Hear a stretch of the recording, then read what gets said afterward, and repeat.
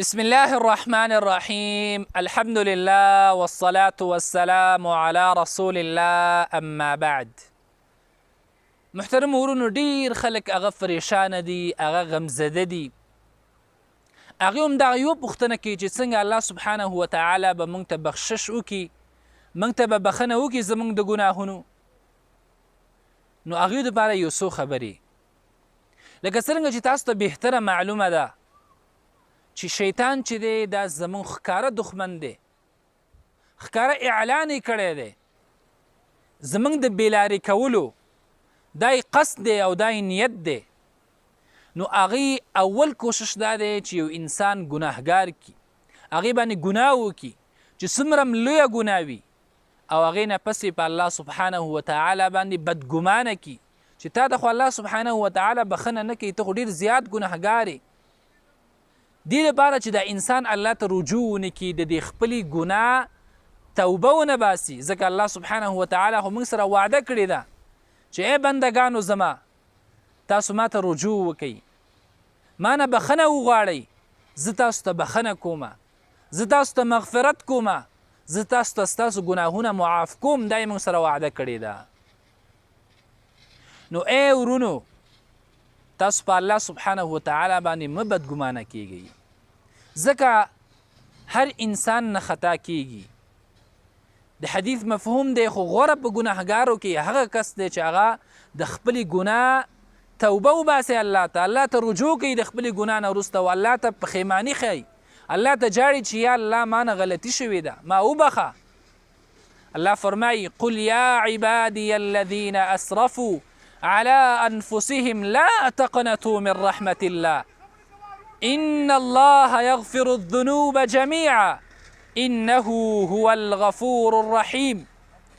الله فرمایي ای پیغمبره زما بندگانو ته ووایه، هغه بندگان چې هغوی په خپلو ځانونو باندې ظلم کړی دی، ګناهونه یې کړي دي، دا ګناهونه چې دي دا په خپل ځان باندې ظلم دی، د ځان سره چې دی زیاتی دی. څه ورته ووایه؟ لا تقنطوا من رحمة الله، د الله د رحمت نه مه ناامیده کیږئ. الله پراخه رحمت لري. الله سبحانه وتعالی به تاسو ته ستاسو ټول ګناهونه معاف کړي، بخښنه به درته وکړي، خو تاسو د الله نه بخښنه وغواړئ، توبه وباسئ، الله ته مغفرت د الله نه وغواړئ، الله سبحانه وتعالی به تاسو ته ستاسو ټول ګناهونه معاف کړي. فرمایي لا تقنطوا من رحمة الله، د الله د رحمت نه مه ناامیده کیږئ. ان الله یغفر الذنوب جمیعا، الله انسان د ټول ګناهونه معاف کوي، څومره هم ګناهونه چې کړي، حقوق الله د الله په حقونو کې د دې نه کمی شوی، کوتاهي دې شوي، الله ته چې دی ځان متوجه که، د الله نه بخښنه وغواړه، الله ته ستا ټول ګناهونه بخي. نو د شیطان په جالونو کې مه راځه، په الله باندې بدګماني مه کوه. د امید ساتل د الله نه او دغه رنګې خوف، دا داسې دی لکه د یو مرغه دپاره دوه وزرې چې یو هم دې کټ شي نو بیا انسان نشي کامیابېدلی، دغه مرغه نشي اولتلی. نو هم د الله سبحانه وتعالی نه امید ساتي چې الله به موږ وبخي، الله به زموږ دا واړه واړه عملونه د دې به ډېرې بدلې راکړي، او په الله باندې د الله رحم ډېر فراخه دی. امید به ساتي د الله نه، دغه رنګې بیا به خوف یره د الله نه به یریږم، داسې نه چې الله سبحانه وتعالی موږ په دې وړو وړو ګناهونو باندې راونیسي. الله څه فرمایي؟ انه هو الغفور الرحیم، الله خپل صفت کوي دا هغه ذات دی، دا بخونکی دی، انسان د ګناهونه معاف کوي، بخي ورته، او رحیم ذات دی، رحم کوونکی دی، مهربانه ذات دی. نو د الله سبحانه وتعالی د رحمت نه چرې هم مه ناامیده کیږئ.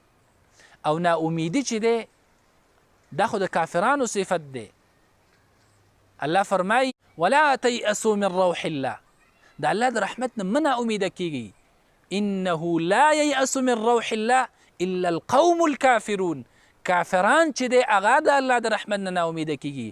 نو مسلمان له دا په کار نه دی چې الله د رحمت نه ناامیده شي، بلکې الله سبحانه وتعالی ته د خپلو ګناهونو توبه وباسئ، د الله نه مغفرت وغواړئ.